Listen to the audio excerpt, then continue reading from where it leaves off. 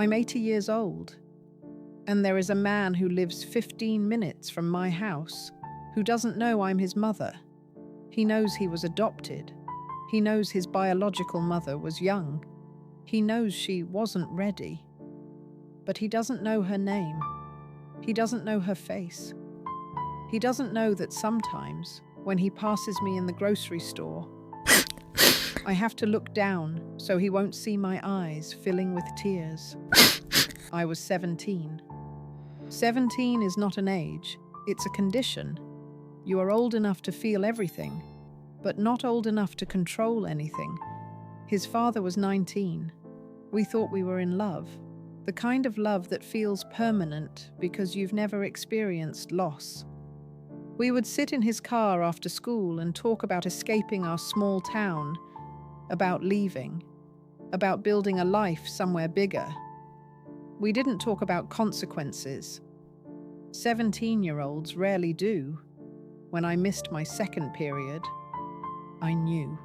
Before the doctor, before the test, before anyone said the word out loud, I knew. And for a few days, I allowed myself to imagine something impossible. I imagined keeping him. I imagined holding a baby that was half me, half the boy I loved. I imagined being brave enough to survive the whispers. But imagination is not authority, and I had none. When my parents found out, the house changed overnight. Conversations stopped being discussions. They became decisions. Your life will be ruined. No man will marry you. This cannot follow our family. They didn't scream. That would have been easier. They spoke calmly, like they were protecting me. I remember my mother sitting at the kitchen table. She didn't look angry. She looked afraid. Afraid of neighbors. Afraid of church. Afraid of shame. She held my hand and said, "This will be better for everyone." Everyone. Except the two people it actually concerned. The boy I loved disappeared within weeks. His parents moved him away for his future. I was sent to live with an aunt in another city. I wasn't allowed to say goodbye. I wasn't allowed to explain. I wasn't allowed to choose. Pregnancy is a strange thing when you're alone. Your body changes, your emotions stretch, and inside you, a life grows that no one wants to talk about. My aunt was kind, but distant. The plan was already decided. Adoption, closed, final, clean. Those were the words they used. Clean. As if a child were a stain to be removed. I gave birth in a hospital 2 towns away. They didn't put him in my arms. They told me it would be harder that way. I heard him cry. I remember that sound more clearly than any other sound in my life. Sharp, alive, angry. For a moment I thought he was calling for me. Then they took him. A nurse asked if I wanted to see him. My mother answered for me. No, it will only confuse her. Her, not me. I was already becoming someone else in their story. They placed papers in front of me. I was 18 by then, legally an adult. But I had never felt smaller. I signed, because everyone said it was best, because everyone said I would recover, because everyone said I would have another chance one day. What no one told me is that you don't recover. You adapt. You fold the memory into yourself. You learn how to smile in photographs. You go to college. You marry. You build a respectable life. You become the woman everyone hoped you would be, except at night. At night, you count years. 1, 5, 10. You wonder where he is. You calculate his age the way other women calculate anniversaries. When he turned 18, I almost wrote a letter. I had his file. A single page with his adoptive parents' names. I stared at it for hours. But fear is persistent. What if he hated me? What if I disrupted his life? What if his parents resented me? So I folded the paper back into its envelope and told myself, if he wants to find me, he will. That is the lie people tell themselves to survive in action. Years passed. Marriage, children, a career, grandchildren. I was a good mother to my daughters. Attentive, present, overcompensating in ways I didn't fully understand. I never told them. I told myself it belonged to another life, another version of me. Then, 22 years ago, I saw his name online. It was an accident, a community article, a photo, a small business profile, the same last name from the adoption file, the same city, the same age. He was smiling in the photo. He looked nothing like the boy I loved. He looked like himself. That's when it became real. He wasn't an idea anymore. He was a man, and he was close, too close.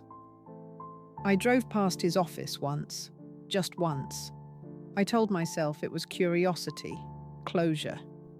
I stayed in the car, watched him walk out at the end of the day, tall, confident, carrying himself in a way that felt familiar and foreign at the same time. I knew him instantly, even though I had never held him. He doesn't know that the woman who sometimes stands behind him in line at the bakery memorizes the shape of his hands. He doesn't know that when he laughs, something in my chest tightens. He doesn't know that when he speaks to his own son. I hear an echo of a life that could have been, and I have asked myself the same question for decades. Was silence kindness, or was it cowardice? The first time I stood close enough to touch him wasn't planned. I had convinced myself I would never do that I would keep my distance, that observing from far away was safer. But life has a way of placing you in moments you pretend you don't want. It was a Saturday morning, the farmer's market downtown, crowded, bright, ordinary. I was there for peaches. He was there with a little boy holding his hand, his son, my grandson. I didn't recognize him at first, not because I didn't know his face, because I wasn't prepared to see him as a father. There is something disorienting about watching the child you gave away become a parent. It feels like time folding in on itself. The little boy was tugging on his sleeve, asking questions, pointing at things, full of energy, and he was patient, gentle. He bent down to his level when he spoke. He listened. He smiled. He was the kind of father I always hoped he would be, and for a brief, irrational second, I felt proud. Proud of a man I had no right to claim.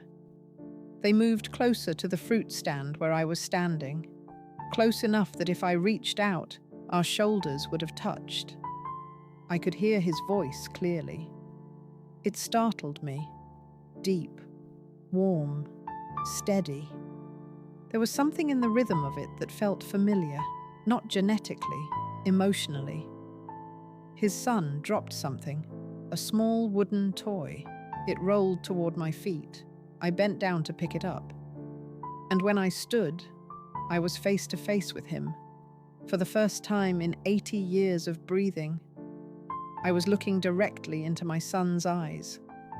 He smiled politely.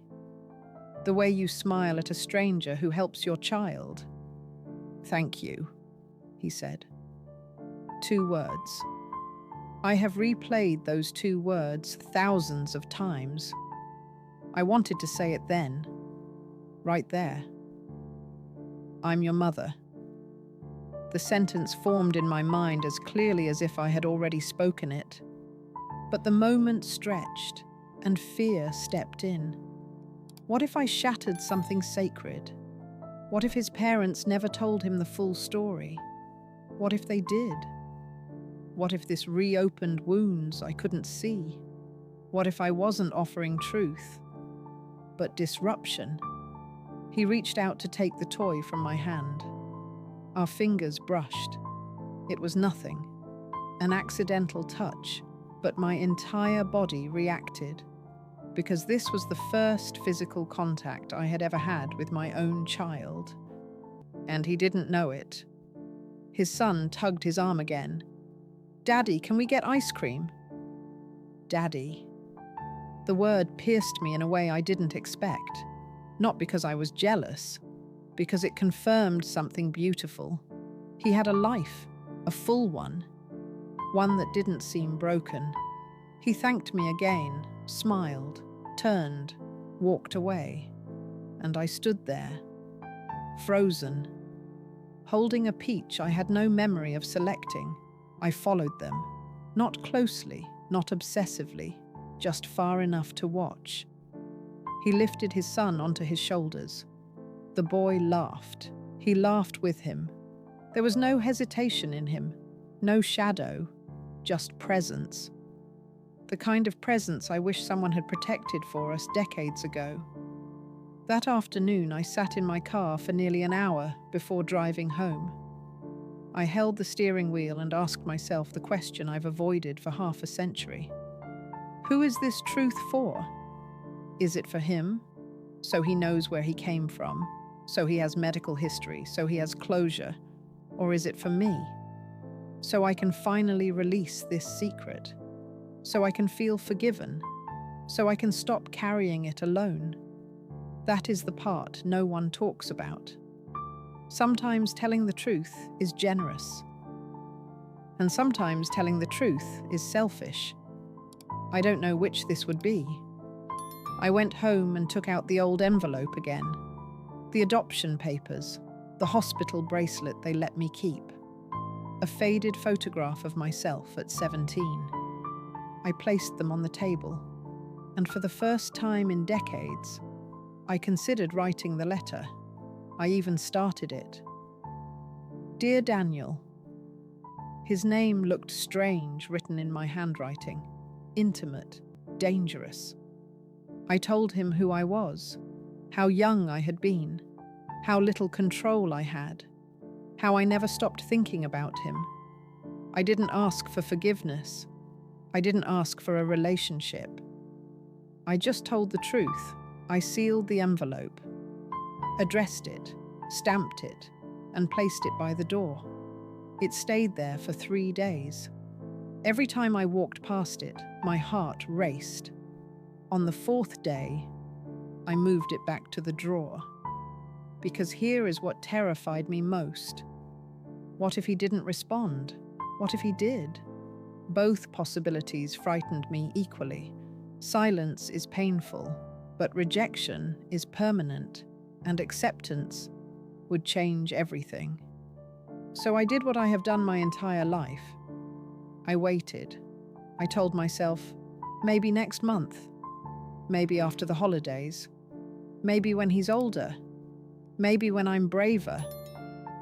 80 years is a long time to wait for bravery. 80 years feels long until you start counting what's left. I don't know how much time I have. No dramatic diagnosis. No ticking clock from a doctor. Just the quiet awareness that life narrows and unfinished things begin to feel heavier.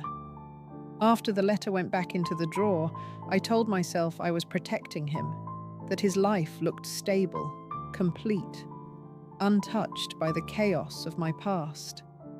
I told myself love sometimes means staying invisible. But the truth is more complicated. Love can also be fear in disguise. A year passed, then another. I saw him twice more. Once at the bakery, once at a school recital where his son was performing. I sat 3 rows behind him, close enough to hear him whisper encouragement, close enough to watch him clap. He's a good man. That sentence brings me comfort and pain. I began to notice something in myself. Not regret exactly, but distance. I had spent decades building a respectable life, wife, mother, grandmother. But there was always a room inside me that no one entered. A locked room labelled 17, and that room was getting louder. One evening, my youngest daughter came over for dinner. We were washing dishes together when she said something simple. "Mum, I hope you tell me if there's anything I don't know about you." She said it casually, as a joke, as a way of saying she wanted honesty between us. But it landed heavily, because there was something she didn't know, something that shaped everything. That night, I opened the drawer again. The envelope felt thinner somehow, like it had waited too long. I didn't take the letter out. Instead, I did something different. I called the adoption agency, the same one listed on the old paperwork. They no longer existed, merged, closed, reorganized, but records remain longer than we expect. The woman on the phone was kind, professional. She asked me if I understood that contacting him could reopen emotions, as if I hadn't lived inside those emotions for 60 years. She explained that if he had registered for contact, they could facilitate it. If he hadn't, they would respect his privacy. Privacy, such a clean word for something so complicated. I hung up before giving them my information, not because I didn't want to, but because I realized something important. This decision could not be impulsive. It could not be about easing my conscience. It had to consider his peace. For weeks, I watched him from afar again, not obsessively, just enough to observe. He laughed easily. He moved without visible weight. He seemed at ease in his own life. I asked myself, would knowing me make his life richer or heavier? There's a selfish version of this story, the version where I knock on his door, where I tearfully explain everything, where he embraces me, where decades dissolve. That version exists in films, not always in reality. Reality includes shock, anger, confusion, resentment, and sometimes indifference. I had to prepare for all of it. One afternoon, I found myself standing outside his office again. I hadn't planned it. My hands were shaking. 80-year-old hands shouldn't shake from memory, but they do. I imagined walking in, asking for him, saying the words clearly, "I am the woman who gave birth to you." I imagined the silence after, the shift in his eyes, the recalculation of his identity, and suddenly I understood something I had never fully faced. This wasn't just my secret, it was his origin story, and changing someone's origin is not a small act. So here is what I decided. I wrote a new letter, not one demanding a relationship, not one asking forgiveness, not one explaining every detail, a simple letter. It told him who I was, why I was silent, that I never stopped thinking about him. And at the end, I wrote, "You owe me nothing, not a reply, not a meeting, not forgiveness. I only wanted you to know that you were wanted, even when I was too young to fight for you." I sealed it. This time, I did not place it by the door. I walked directly to the mailbox, and I let it go. I don't know if he has read it yet. I don't know if he ever will. I don't know if he will respond. Maybe he will. Maybe he won't. And for the first time in my life, I am prepared for both. Silence can protect, but it can also imprison. For 63 years, I lived inside a silence I did not choose, and then continued because I was afraid. At some point, protecting others becomes avoiding yourself. I reached that point. If he never answers, I will still be grateful, I told him.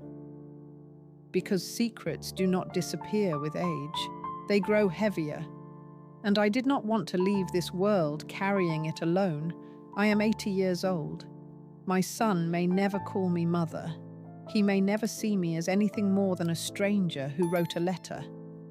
But he will know one thing. He was not abandoned by lack of love. He was surrendered by lack of power. There is a difference. And sometimes that difference is everything.